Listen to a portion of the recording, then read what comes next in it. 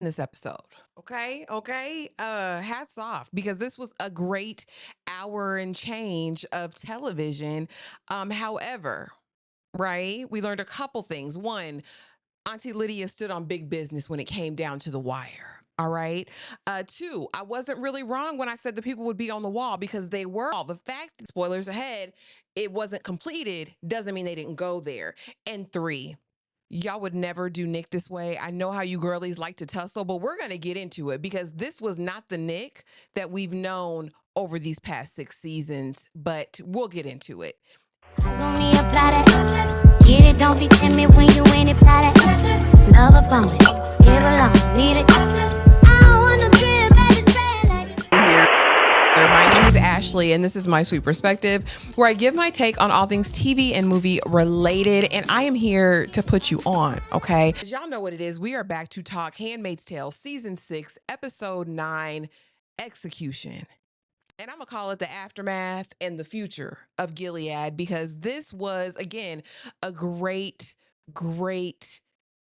episode of television for me. This hasn't been this good since circa season been this good since circa season 1 season 2 since circa season 1 season 2, you know what I mean, that early era of Handmaid's Tale, but this delivered and gave everything I needed. So you guys know that as we start episode 9, we are coming off the events of Serena Joy's wedding and the night of reckoning, right? We find out that 38 commanders have been unalived at the hands of handmaids, as well as some of the commanders' wives. Anybody could get this work, and I was absolutely here for that. But y'all know it would never be this easy.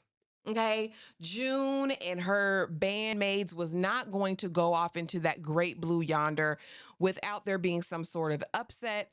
And I'm thinking we're rolling. You know, it's Auntie Phoebe, aka A, who was from the alphabet, organizations running, bombs bursting in the background. And I'm like, this is great. Okay. We get on the train on our way. Not a couple minutes later, not a couple seconds later, we got after we hear Moira, June, Captain Jane Sparrow, and Auntie Phoebe said they're staying. This work continues. All right, it is not over here. We have more work to do. But what work are you gonna do on the gallows? Because yeah, it gave. We see with her baby wandering aimlessly in the streets when she runs into a handmaid, unaliving a commander's wife, and she acts like she's proclaimed. Oh my gosh, I can't believe it. Insurrection, rebellion, revolution, what is going on? And so she finds her way to Commander Lawrence's house where a Naomi greets her at the door and is like, come on in, Serena Joy. She's like, what's happening? What's happening? Commander Lawrence, like, yeah, this is what rebellion look like. Rebellion look like. She'll never be any good. We see a glimmer of hope from her later in the episode when she has to take Captain Jane Sparrow's baby away. And Lawrence really delivers this heartfelt wish for the future. Definitely subtle foreshadowing of his imminent demise. But it gave. But note that she's already called Commander Wharton. As soon as Serena gets there and says, listen, the mess didn't work out, let me call your husband because y'all need to work this out, not knowing Wharton is a whole monster. And apparently Serena soon forgets that fact as well, as we see her really buy all of the crap that he's shoveling as soon as he delivers it. But I digress. Let's ease on down the road. Um, Again, for Klimt. And we'll get into that later because I have a lot I could say. See Nick, and he is being called away by his ghastly baby mother, aka wife, about their unborn child. She's having complications, and of course, when they're sitting there, it's like Nick. It's all June's fault. The doctor said the sedative that was given, it could have done more than what it did. This is her fault. You must end her. All right. Not just for me, but before God. Now, y'all know that Nick was delivering the word at the good marriage ceremony before. And I said, what is this, Pastor Nick? Now, and apparently he's found a new level of piety and a level of evil because what y'all would never do is make it seem as though Nick has been heartless, that he has been fully invested in the will of Gilead. And I know y'all like to tussle in the section, but so I had to go do my own digging. because that's what I do. Because I said, what Nick are they giving us in these past 3, 4 episodes? That's such a stark contrast to the Nick that we for. And so I had to go to the source material. And you know what I found when I went to the source material?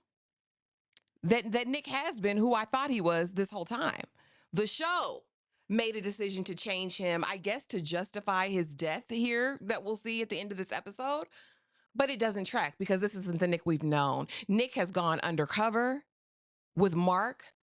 He's never been a true believer. And you want me to think that in the matter of a couple weeks, a couple episodes, all right, that he has changed so dark that when we see him on the end in the plane, that he's just like, yeah, imagine me giving up this life. Nick, go showrunners. Y'all played in our faces because this is not the Nick that we've known. Nick has sacrificed. Nick has gone against the regime to better the situation, mainly for June. But again, he wasn't a true believer. Nick never gave, I am getting pleasure or joy from any of the things that I feel like I have to do to survive. It never gave that. And I know what y'all say, oh, he's MAGA, he was this, he was that. That was never the intention of Nick's character.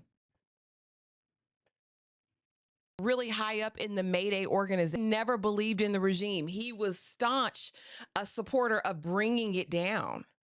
So why they did this and tried to pee on my leg and tell me it's raining, I will never know, but I hated it.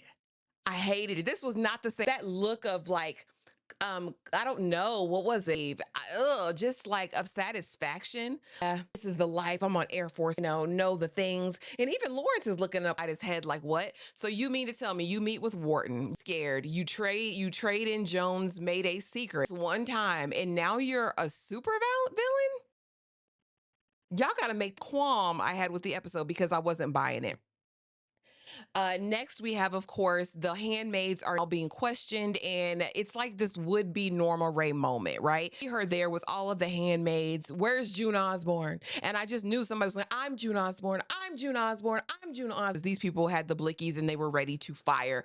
Quickly, after they pull one woman out that they're unalive, June steps up. I'm her, I'm her, I'm her. And of course, we have to spirit her away. The leader, okay? She is the originator. She is the conductor around Railroad at this point. And so we need to talk to her. And we know this was all about Wharton. In the meantime, Wharton has made his way to Commander Lawrence's house to talk to Serena Joy and apologize for the travesty that was their wedding night, and how, we don't need a handmaid, baby. Whatever God provides out of your womb will be for me. I spoke too brashly. I apologize.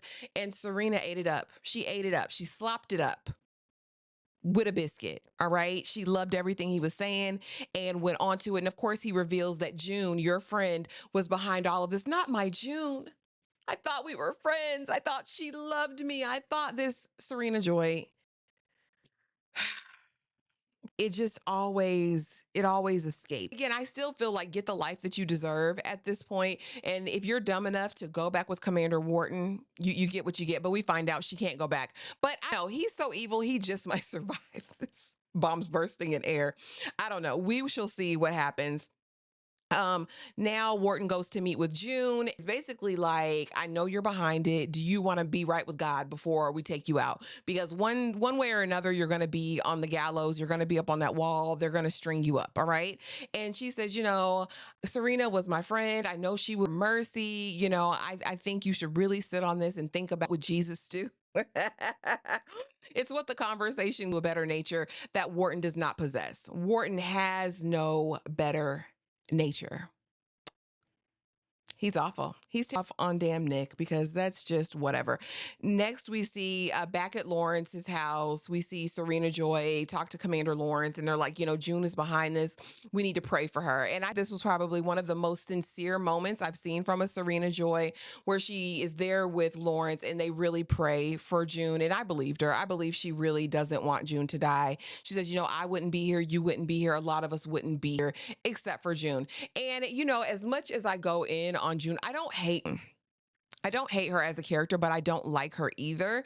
But I think she is the truest reflection or depiction of what one would do when in these circumstances, right? Through all of the trauma, through all of the pain, through all of the abuse, through all of the near misses, I think this can be expected. But if we go back to the liberal June that we meet season one, who is optimistic and has the whole world, at her fingertips and is involved with this man and doing all these things, um and it's really seasons we've seen what circumstances, limited access to resources, we see what that could make someone do. And I respect the character for that. I respect the development of all these characters because, for better or worse, the things that they've been through, it has made them who they are, right? The experiences has made who we see before us, and I can't help but respect that. And one thing she's learned, which I believe she had before, was a talent for manipulation. Because June, honest, okay? She's that you were wrong. Need to do what she wants you to do in order to accomplish her purpose. She just has it. I don't know. She just got it like that. And so now we're with Lawrence, and he's saying goodbye to Naomi, and like, you guys have to go. Take the baby, take Captain Sparrow's baby, and y'all get out of here. But teach her. She wants more than anything to learn. And we see this really special moment shared between he and the baby girl, who he's grown this affinity for over time. And he just really loves this baby. And the subtle fortune of his end is imminent. Once I saw that, I said, oh yeah, we're not gonna see him out of this episode. We don't. But the goodbye was beautiful. The Naomi, teach her, promise me you'll teach her, and her, acquiescence to that and saying, where are you on? It was like, okay, she will carry on and honor his to do that. And I thought that was a moment. Since Lawrence's wife has died, have we really him be able to express love to someone? And I thought that was a beautiful moment. Now we're at the gallows, honey. All the handmaids are there. June is there, baby, and they are getting her ready to go. But before she goes, Aunt Lydia got to come and pay the price, like I said. And so she comes out, and like, you were responsible for these women, and it's your fault. And what I will say is, Aunt Lydia, at the end, when it came down where the rubber meets the road, she stood on big business and did what I needed her to do. Like, I am sorry, damn it. I'm sorry that I put them in your evil hands for you to mistreat them. Paraphrased, all right. And Aunt Lydia is willing to die on that, all right. She said, before I take it back, I'll add more to it. I'm not taking it back. And he says, yeah, God's not pleased with you. Shut up, Wharton. Now to Serena, or excuse me, to June. And do you want to say anything? Do you want to get right with the Lord before we take you out in front of all of these people out here? And, she gives this whole thing, Father, protect them. Wasn't whatever for the evil men rise up. And then we see the other bombs bursting in air. And Luke, and finally, in all of the 6 seasons of Handmaid's Tale, we had to get there. Season 6, episode 9, the penultimate episode of season 6. He finally did something that mattered. Lord. But of course, he wasn't alone. But I give props where props. Hold on. Can I do the applause? I give props where props are due, and Luke deserved them in this instance. Go on, Luke. Yeah, Rita was there. All the girls gang was there, and they stood on business, and it was revolution. And I'm here for that. June, they did string her up though. All right, we did hurry up and get her down, so she's still with us in the land of the living. Close call. They didn't get to Aunt Lydia yet or any of the other handmaids. I do think we see a couple casualties, but here's what got me: Auntie Phoebe, aka Ava, who was the secret operative. Baby was out there moving and grooving. Do you hear me? She was taking boys down, and I loved it. Again, this was a great episode of TV. Oh, it was so good. It was really good because I didn't know what to expect. I was sitting on the edge of my seat, and I was invested because we've known these characters over the years, and finally we're getting some resolution one way or other. And so now she's got to go back to Mayday. June's all cleaned up. It's the next day. Mark comes in with the battalion. The Americans are there. The planes are coming in, and it's going down in Gilead, right? So the command have to get a plan to get away. They're going to take Air Force One. Damn it, DC reconvened with the highest of the high commanders, and talk about what the plan of action is going forward. But Mark is there, and he's like, "We need somebody on the inside. Who's left on the inside?" Oh, and I said, "They don't say Nick." No, because Nick is already too far gone, and they know that some way. All right, but no, we're going to talk to Lawrence. Lawrence We need him to do this. He needs to go onto the plane before they get on it and plant this device. All right. And so they approach Lawrence. Lawrence, like, hell no, I'm not doing this. I'm not doing it. I'm not doing it because Lawrence will help when it's convenient for him. But Lawrence has never been a person he's really wanting to put his neck completely on the line. He's done a lot of good things. But I think just basically in the memory of his June's manipulation, right? The combination of the two. And so he's pondering it. And I knew he was going to, and I knew exactly what happens. And so he agrees to it. And June says, you know what? But I'll ride with you because I ain't no punk. I'm gonna go with you because I'm that girl and I have plot armor and no one can take me out of here. Not the writers, not the showrunners, not the director. I'm gonna be here. All right. Uh, and so she goes with him. And as he gets there and he's about to get onto the plane, who pops up? Wharton and the other commanders. And so she's like, damn it. And so Lawrence has this knowing, like, there's no going back now. If I go back now, revolution is thwarted. These commanders will still be in power and they will have a way to, reinstate the regime. He'll be worse than ever. And so he, kind of reluctantly looks back and it's like, right. And kind of having peace with the fact that I know what I have to do. And before things get suspicious, he does get on the plane and sit down and kind of screws his courage to the sticking place, right? I have to do this. This is what I have to do to make things right in an instant, partially help to craft and create. And so he's there. And as we're sitting there, and June is kind of melting down anyway already because damn, this would be hard. But June, of course, is no stranger to loss. But as she's sitting there waiting for the plane to take off, because I gotta see it through, my boy. Nick rolls up. There's nothing she can do. And in the moment, I was like, is June going to stop him? Is she going to say, Nick, don't do it? As many times as Nick has saved her, is she going to extend that same grace to him? And not saying that she should, because clearly this is a whole we never knew. A Nick that was never shown before, right? But in the moment, she's like, I got to do what I got. You could tell that it literally is breaking her down, no matter the betrayal. And someone on my TikTok had said that, all they ever had was steam heat. And I don't buy that. And as much as you guys want to say, well, he's the reason Gil here, it was on. He was a foot soldier, a basic somebody.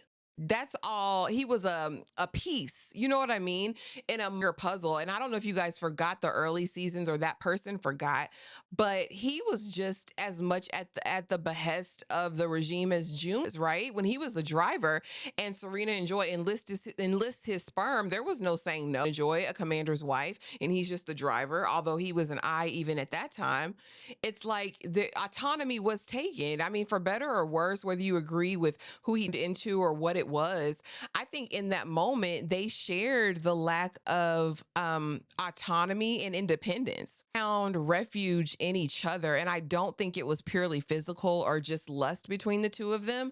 I think they really connected in a real way, especially on his side. I've seen willing to sacrifice and lay it all down for June, this woman that he loved, who he didn't want to see in any form of servitude. We saw him married to a woman or a girl, really, that he engaged with because it was against moral character and standing. So again, I think it's a travesty what they did to his character, but he gets on the plane. June is there having a fit on the outside. He comes in, sits down next to Lawrence. Like, June wanted me to give this all up.